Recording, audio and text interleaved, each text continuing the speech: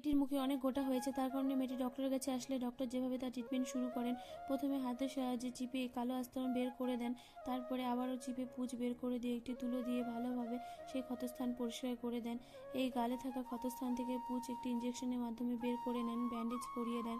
ঠোঁটে থাকা এই ফোড়া থেকে কটন বাডের সাহায্যে পুঁজ বের করে নেন, নাকের ফোড়া থেকে হাতের সাহায্যে চিপে পুঁজ বের করে নেন।